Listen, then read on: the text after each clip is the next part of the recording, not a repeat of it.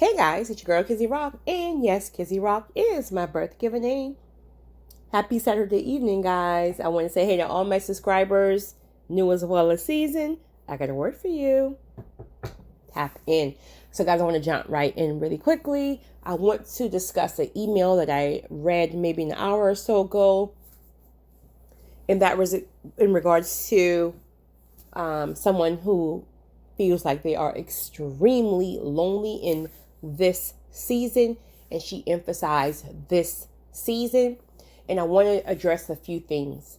Now, this person does feel like they're also in their transformation season. They just came out of isolation season. Okay, so here's the thing. There can be a number of reasons on why you feel lonely, but since you said you're in your transformation season, I want to kind of hit on in a few things. And if you guys want to chime in, please do in the comment section to help your sister out. Okay, well, remember, if you're in transformation season, that means you answered the call, right?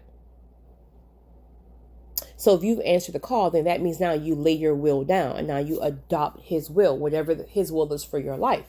So what happens? The people, the things, the places, a lot of these things that you adopted along the way was never part of the will. So a lot of these things will start to drop off. This is why you experience isolation season first, and you didn't have any friends. And the reason why you didn't feel so lonely is because in isolation season, you're fighting against everything. You're trying to figure things out. So even though it's, people are falling apart, falling off and things like that, your mind is still almost in like, trauma state, survivor mode, because you're trying to figure out like what's going on. Why is everybody did it? Why? So you're so busy trying to figure everything out. So even though the people have fell off, you don't feel lonely. And also in the isolation season, that's also about God developing your sense and how you hear directly for him, because now he have your attention. Everything's quiet. You're in isolation. So that's a good reason why you didn't feel as lonely, quote unquote, in isolation season. Well, in transformation season, again, now you're being transformed. So these things are starting to fall off. Okay. Now that can be friends maybe who were just never really great friends and they're just toxic and you couldn't see it because at the time your mind was cloudy. These can be people who depend on you too much. They're constantly pulling from you. So God can't really use you the way he wants to use you because you have a whole luggage of individuals. Maybe there are people that you depended on. Like maybe rather than going to God for certain revelations, you went to people, right? So he got to move them right quick, even if it's just for a season, to develop the way that you hear from them. Well, I mean, your exes, that goes without saying. I mean, these people were... your exes were never a part of the plan to begin with, right? You chose them, so they got to go. So even those exes who used to call you to beg to have you back, there's a good chance that you won't even hear from them the way you used to hear from them. But it's not about you or them. Think about it. They've been harassing your nerve for 8 years prior trying to get you back. So, I mean, they just didn't get fed up all of a sudden. God stepped in. Nothing will work that is not part of the plan to destiny. Now, you said that you have a people-pleasing seed from childhood. You don't know who your parents are. You're given up for adoption. Still have great parents who raised you. You love and respect them immensely. Well, sometimes it still leaves that void in individuals. And you are one of those individuals from what I've read. And you pick up that people-pleasing thing, because you feel like you were never wanted to begin with. So it's almost like, well, if my own parents left me, then obviously I'm unworthy. That's how you feel, right? I'm unworthy. So let me just try to do everything for everyone to make myself feel worthy. And many times with those people-pleasing seeds, we don't even realize that's what we're doing, right? So if you're dealing with any type of rejection, abandonment, abuse, things like that, a lot of times people will develop a people-pleasing seed because no one accepted you, or someone didn't accept you. Someone rejected you. So you really believe that you weren't good enough. So what happens? You grow up and you're trying to do everything for everyone just to be accepted. And sadly, because we live in a world of takers, people will take from you, they will use you and never even accept you. They're just accepting what you do for them. This is why people also fall off when you stop doing for them. So in transformation season, you're going to be taught to put up boundaries. Well, because now you're putting up boundaries, the people that were using you, right, being the people pleaser that you are, these people will also fall off. So now you got your exes gone, not harassing you nor begging to come back, right? Now you got family and some friends who, for whatever reason, good or bad, they fell off. Now you got the people that you've always just attempted to make accept you by the things you do. Now they're gone. Well, remember, you being a people pleaser, the one thing that fulfills you is doing for others. Even though these people are using you, even though these people are taking advantage of you, excuse me, it fulfills you. It fulfills you. It makes you feel all warm and fuzzy inside. It makes you feel good to be needed, because no one ever needed you in childhood. They discarded you. And remember, transformation season is about transforming you, mending those broken, wounded places to seal it off. So now, conviction will come upon you to stop people pleasing. And guess what? If you can't, and most times you will struggle with that because you've been doing it all your life, then God will allow certain things to happen. And where you can no longer be a people pleaser, maybe these narcissists or whoever else will find someone else to use and they no longer need you. So they may just happen to walk away from you. Or the conviction may be so heavy and you are obedient to the conviction to stop allowing people to use you, even though you think it's just you're being a server and a giver. That's the lie sometimes that we tell ourselves. Because you can serve and give some very, very grateful people who are ordained for you to help, and still get that warm and fuzzy feeling versus giving and helping everybody that you choose who is truly just using you. So now all of that's gone. The exes harassing your nerves, the friends, the families, and now the people-pleasing fulfillment. Now you're empty. Now you're raw. Now you're lonely. Well, what do I do? Oh, let me go out here and meet another little fine something. If I can't have my ex, God said my ex is not good. So I guess I'll just go and meet me. Because I'm lonely. Honey, ain't nothing going to stick. Not in transformation season. You're being transformed. No distractions. Regardless of how lonely you are. He wants you lonely. He needs you empty. Think about it. How can he fill you and heal you unless you're empty? You have to be discarded of everything that you went through, right? These can be defense mechanisms that you learn to put up. These can be anger issues, unforgiveness issues, whatever issues you develop over your lifetime. Generational curses, conditioning, all that stuff have to be emptied out. And then once you're empty, once you're lonely, quote unquote, he will start to fill you with the new ways to help you see things the way you should have seen it from the beginning. Teach you ways, the things you were supposed to be taught from the very beginning. Mend you back together the way you were supposed to always been mended. Show you that you're worthy. Show you that you are operating from a low frequency. Like you are the head, not the tail. Right? You don't chase. You attract. You don't beg anybody. You don't tolerate somebody cheating on you. You don't even tolerate that stuff, right? That's not what you do. But you did it because you didn't know any better. You did it because you were unhealed. Once you get to a certain level, listen, okay. If you can't see what you got, if you can't recognize how rare I am, what I carry, that's your lost.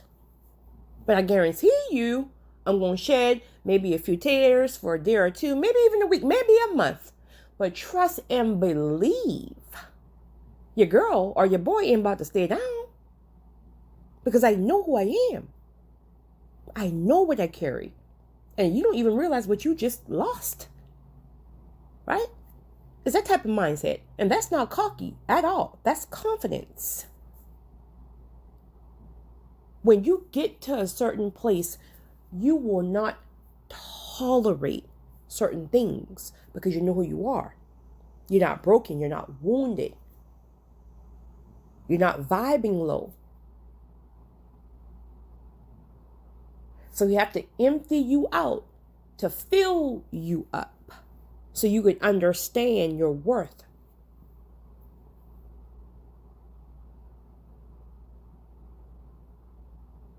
So you can go out.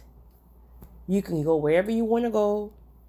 Try to meet whoever you want to meet because you're lonely, right? Nothing's going to stick. It can be someone who's 100% your type, right? Chemistry can be off the chain, right? That second date won't happen. Or maybe the second date will happen, but it's not going to stick unless that is kingdom ordained. Unless that is a purpose partner. Unless that is your purpose spouse. Oh, then it'll stick from the first day. From the first day, right? But I'm speaking about still choosing on your own because of a type or because you're lonely and because you don't know how to walk alone or sit in a season of aloneness. And so you're choosing again from flesh. Well, keep on. You're just going to tire yourself out. I mean, it's not like, God's going to come down and just tie you in the seat. No, do what you do, boo.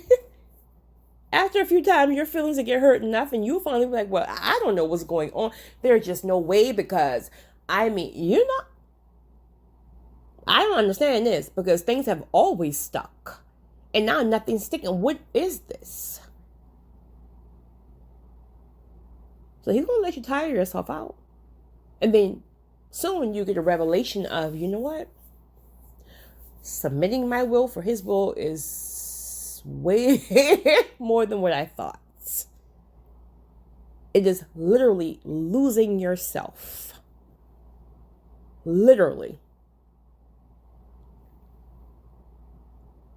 So you're lonely. Or should I say, you feel lonely because you're empty.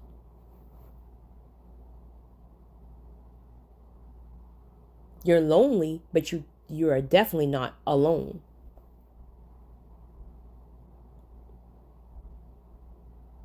But there's something he's doing within you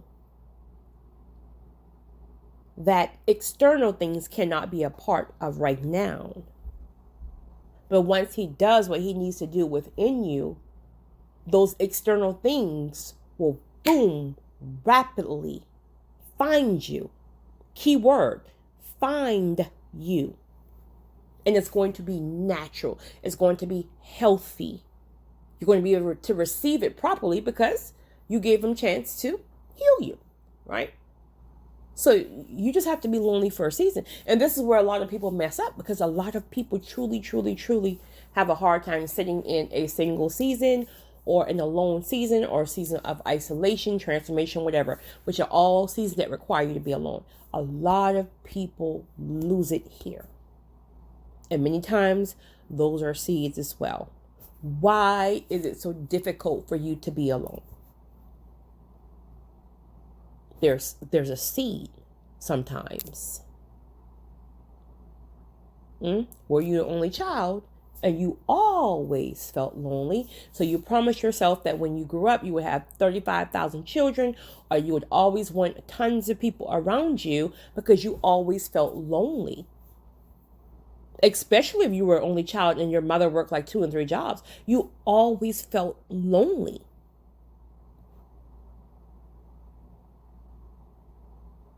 Or did that father never show up? Was that mother constantly in the crack house and no one was ever home and you always felt lonely?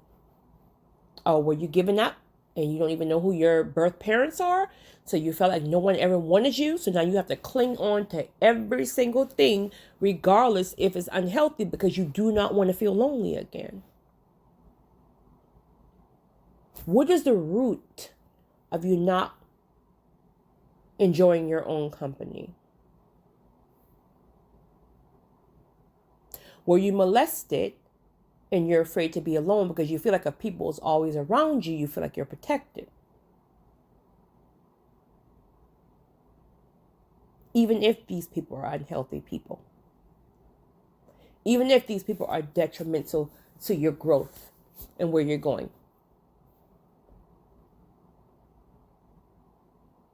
So there's different seeds for different reasons. You just have to tap into whatever your seed is and why that seed is there, and then ask God to shine light and give you grace to work on and heal those areas while you are in transformation season. So you're so itching to get out and meet the first guy or meet the first person because you feel like you're lonely. But there's work. There's work to do within transformation. And even if God is quiet and he went silent for you for a little minute or two, right? Minute meaning weeks or months. It doesn't mean you're complete within transformation. It just means that he went silent for a reason. I don't know. Could be something you're doing and you're just not listening. And he's trying to, there's a number of reasons on why God can go silent. Or he could be working something out on the other side. Like he may be about to bring you in due season, but he have to work on the other person, right? If it's a person for you, another person, he have to clear the path and get certain people out the way. Like there's a number of things he could be doing while you think you're lonely. But just hold on. Don't mess it up. Because you can mess around. God can already... Listen, your due season can be tomorrow. There's already a person for you, a place for you, an assignment, a job, a ministry. There can be so many things for you that can be released today. I'm sorry, that can be released tomorrow. But your loneliness tonight on a Saturday night, that loneliness got you so geeked up that you want to go out and you want to meet the first person, and before you know it, you done mess around and you're not done got with the wrong person. You done boom, abort your whole assignment. You miss your whole destiny because you settled for this person and that thing because you were lonely and you were tired of waiting on God. So again, I ask, how bad do you want it? Most people don't get it because it's not for the faint of heart. Like I say all the time, I'm convinced now that God shows us glimpses and pieces of seasons at different times, a little bit here, a little bit there. Because if if he shows us the things that we have to endure in order to make it to destiny, I believe in my heart that not one person will see this thing through. The people you lose, the things you lose, the attacks, the heartbreak. There's so much you gotta go through. The transformation, the people who feel like you've changed them, Jesus.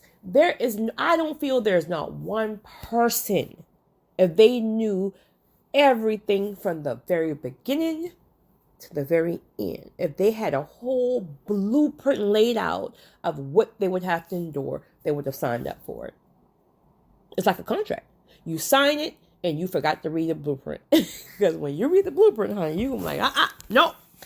Back to first season. I ain't got time for this. I ain't got time for that. Oh, no. I ain't got time for that. But once you sign them papers, honey, once you answer the call, honey, you on your own. Well, you're not on your own, but you get my point. So sis, just keep holding on. It will be worth everything. Coming from someone who's in due season, right? And again, due season just means you've already entered the season. There's still certain things that have to be released and built, but you're in the season and you feel it. So coming from someone who's in due season, I'm telling you, it is so worth it. And I think sometimes like, what if I would have given up? And again, I'm not someone to give up, but listen, it was about 2 times. Maybe 2 or 3. I was like, what? Listen, this ain't it.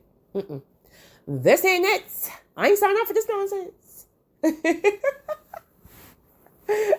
So I'm telling you, it is so worth it. It is so worth it. Many are called, but only a few are chosen. Will you answer the call? It's your girl, Kizzy Rock.